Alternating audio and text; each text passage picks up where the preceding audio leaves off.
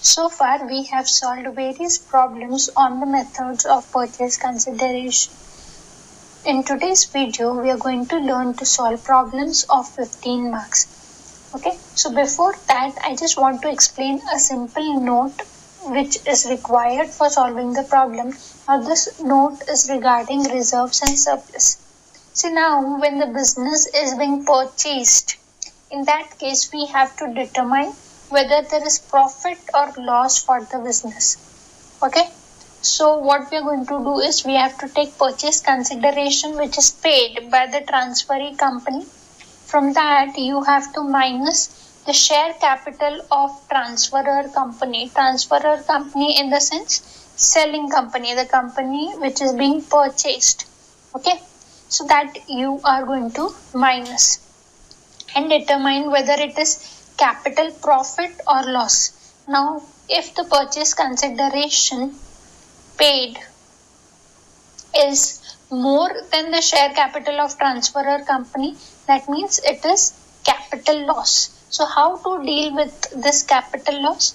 This capital loss is adjusted against reserves of transferor company in the following manner. So what you can do is, if there is capital loss, you can set it off against general reserve or any other revenue reserve including securities premium, surplus, any capital reserve, and the balance will be shown on the liability side under reserves and surplus.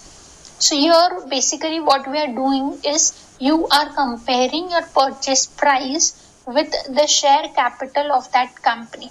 If the share capital is more than the purchase consideration, then it is capital profit, and this profit will be added in reserves and surplus. But if the purchase consideration is more than the share capital, then it will be capital loss and it can be adjusted against other reserves of the company. I hope this note is clear for the students. Okay, so let us now solve a problem. So here's the problem. X Limited and Y Limited have agreed to amalgamate their business by forming a new company called XY Limited to take over the assets and liabilities of both the companies on the basis of following balance sheet. So here they have given that there are two companies, X Limited and Y Limited, who are amalgamating and forming a new company called XY Limited. So both the companies are closing down their business and starting a new company. They have given you information regarding the assets and liabilities of both the company. So you can see shareholders funds, share capital. Now share capital note number 1 consists of shares of rupees 10 each, 1,50,000 for both the companies. Total is taken here. Next is reserves and surplus, note number 2. Here you can see general reserve for X Limited is nil and for Y Limited it is 5,000. Now surplus in profit and loss account for X Limited it is minus 30,000. That means there is loss of X Limited and 5,000 is the surplus of Y Limited. So the total is taken here in the balance sheet. Next you have is trade payables, creditors and bills payable. Okay, so this is all about the liability side. Now let us look at the assets that are given.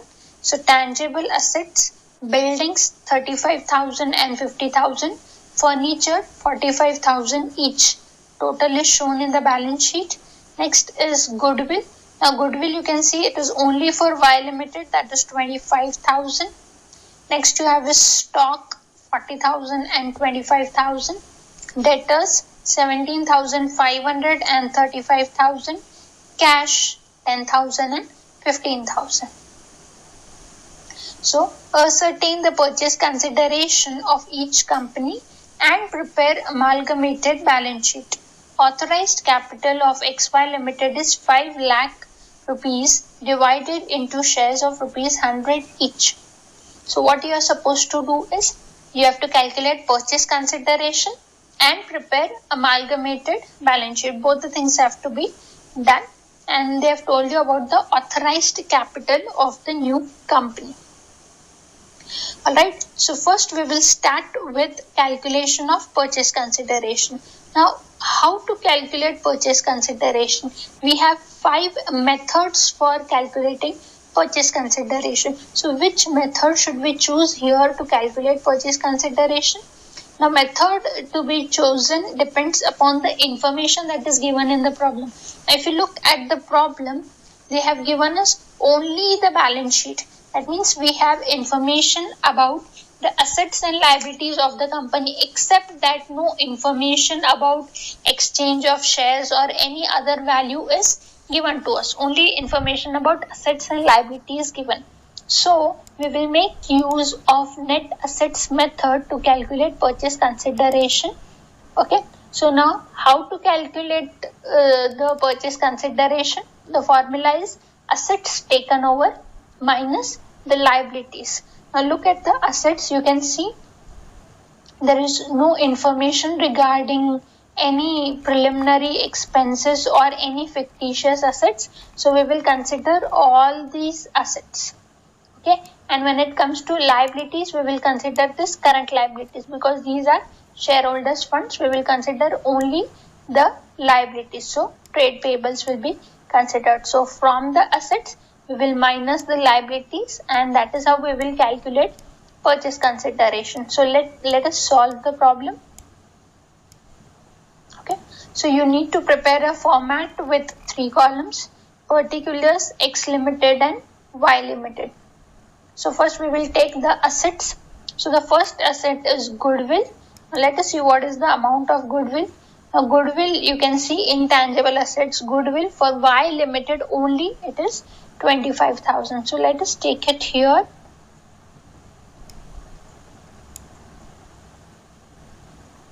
Alright, next you have is buildings. Now buildings is 35,000 and 50,000. So let us take it here.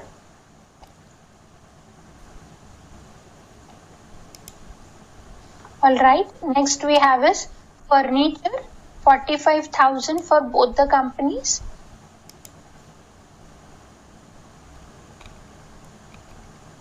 Okay, next we have is debtors. Debtors 17,500 and 35,000. Let's take it here.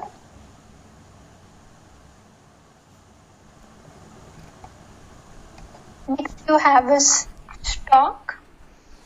So 40,000 and 25,000.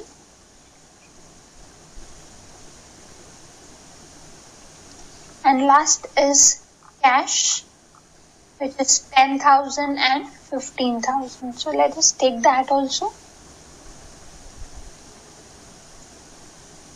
Okay. So we have to make, now we have taken all the assets. So let's make the total.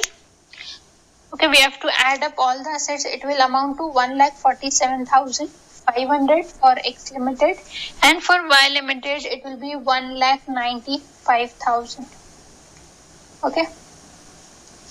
Next step is to minus the outside liabilities, which are creditors and bills payable. So here you can see trade payables, creditors 15,000 and 20,000. So 15,000 and 20,000. Next is bills payable.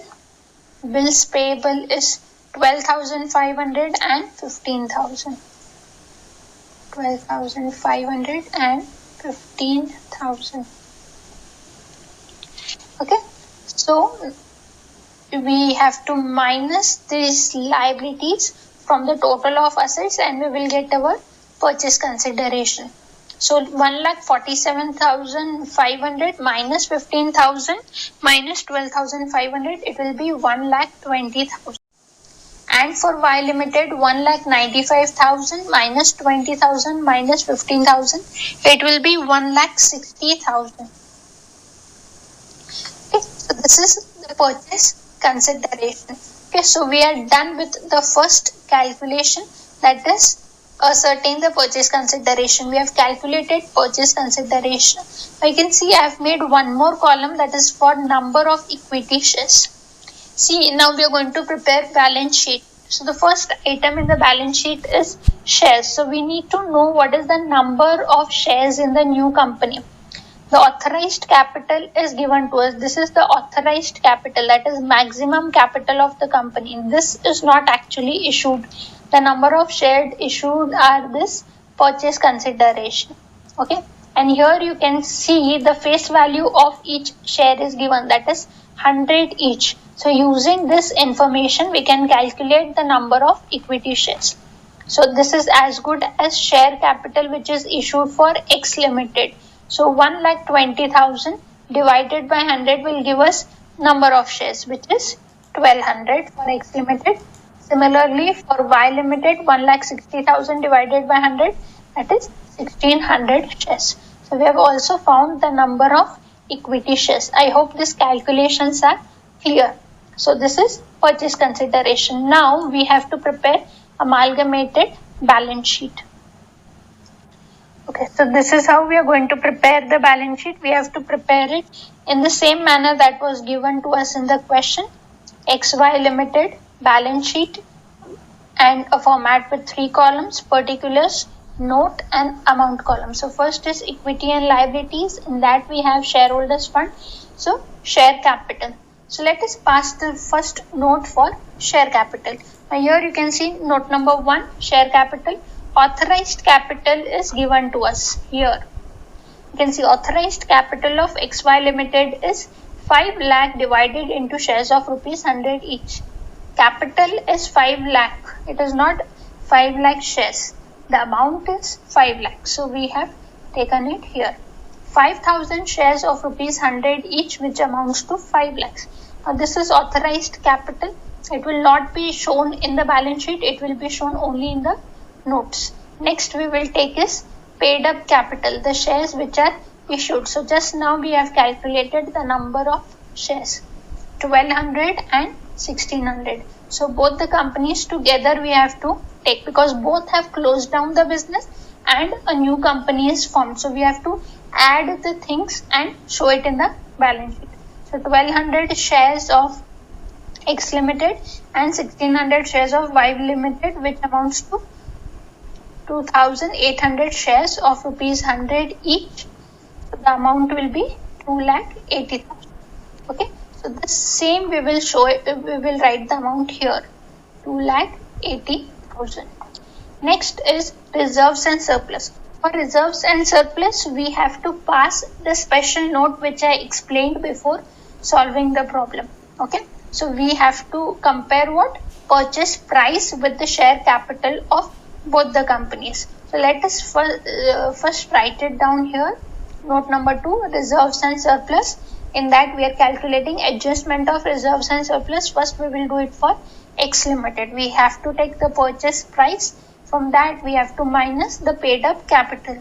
So what is the purchase price? In the sense, purchase consideration for X Limited is 1,20,000. So we have to take it here. 1,20,000 less paid up capital. So let us see what is the paid up capital. We will find it here. Note number 1, shares X Limited paid up capital is 1,50,000. So we have to minus that. So 1,50,000. Now just compare the purchase price with paid up capital. Now you can see purchase price which is paid is less than the paid up capital. So here we have capital profit. Why? Because the price that we have paid to purchase the company is less than the paid up capital of the company. So here we have profit of 30,000. Okay.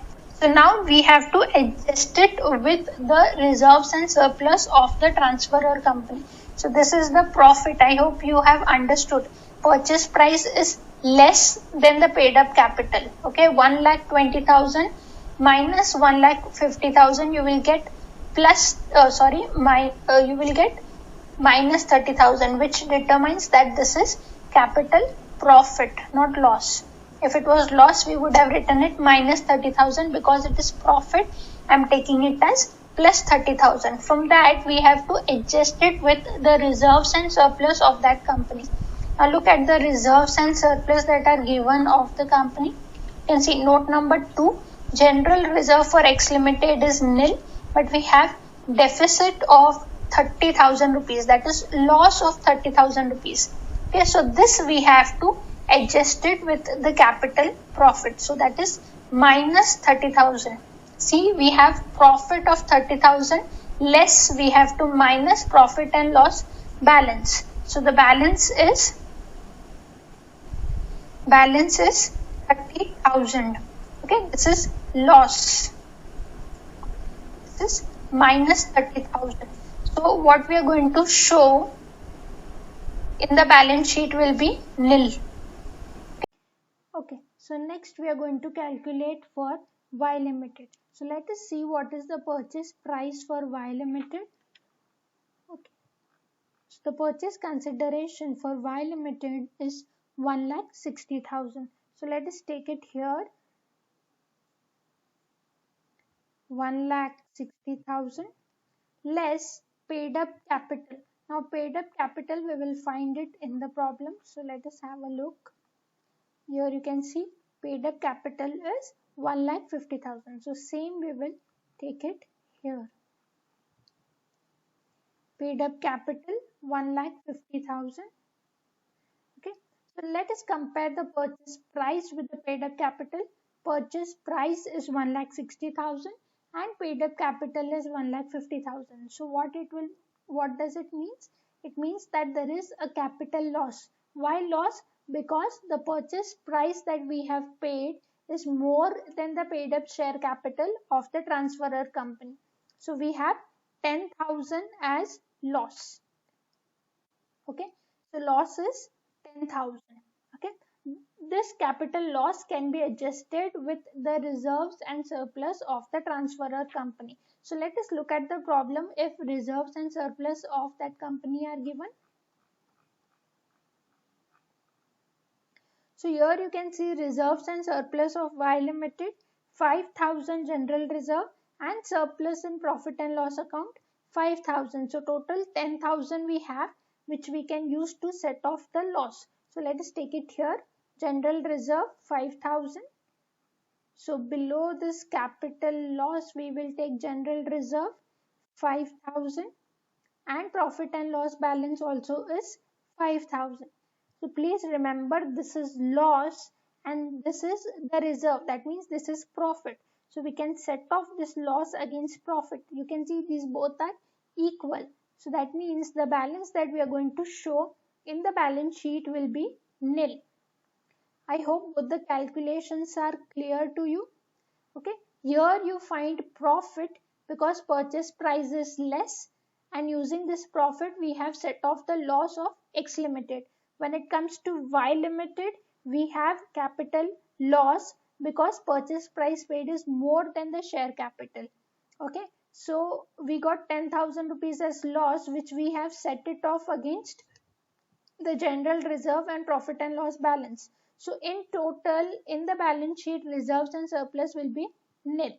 So let us put it here dash. Our next liability is trade payables. So let us look at the problem. What trade payables are given in the problem for us? So trade payables, here you can see creditors 15,000 and 20,000. So same we will take it in our balance sheet 15,000 and 20,000. Here you can see note number 3 trade payables, creditors 15,000 plus 20,000, which is equal to 35,000. And then we have also bills payable. So here look at the problem. Bills payable 12,500 and 15,000. So let us take that also.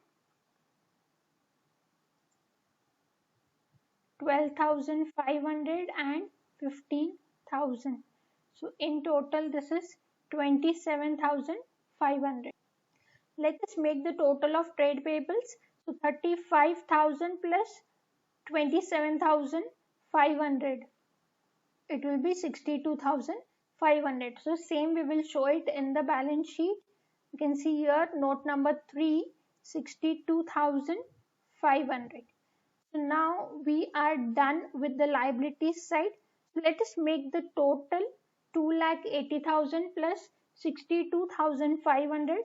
So the total of liability side will be 3,42,500. Okay. I hope the liability side is clear. Now let us start with the asset side. In that first item we have is tangible assets. So write a note here. Note number 4, tangible assets. Let's look at the tangible assets that are given in the problem. Buildings 35,000 and 50,000. So let us take it in the balance sheet. 35,000 and 50,000. So total 85,000. Next we have is furniture. So furniture 45,000 each. So let us take furniture also. So it is 45,000 plus 45,000. Total 90,000. Okay. So the total of the assets, that is tangible assets, will be 1,75,000. Okay, we have to add these two. Same we will show it in the balance sheet. Here 1,75,000. Okay. Next is intangible assets, that is goodwill. So let us see what is the amount of goodwill given in the problem. So amount of goodwill you can see only for Y Limited it is 25,000. So we will take it directly in the balance sheet, 25,000. Next we have is stock. So stock given in the balance sheet is 40,000 and 25,000. So we have to add it and write the total in the balance sheet. So 40,000 plus 25,000, that is 65,000. This will be taken directly in the balance sheet. Next we have is debtors. So let us look at the debtors given in the problem. 17,500 and 35,000. So we have to add 17,500 and 35,000 and take it in the balance sheet. That will be 52,500. So here near debtors we have to write 52,500. Last item is cash. So let us see what is the cash given in the problem. 10,000 and 15,000. We have to add it. That will be 25,000. So let us take the cash also, 25,000. Okay. So we are done with the assets. So let us make the total of asset side also. The total will be same, that is 3,42,500. Okay. So with this I complete the problem. I hope you have understood the problem now. Okay. Thank you.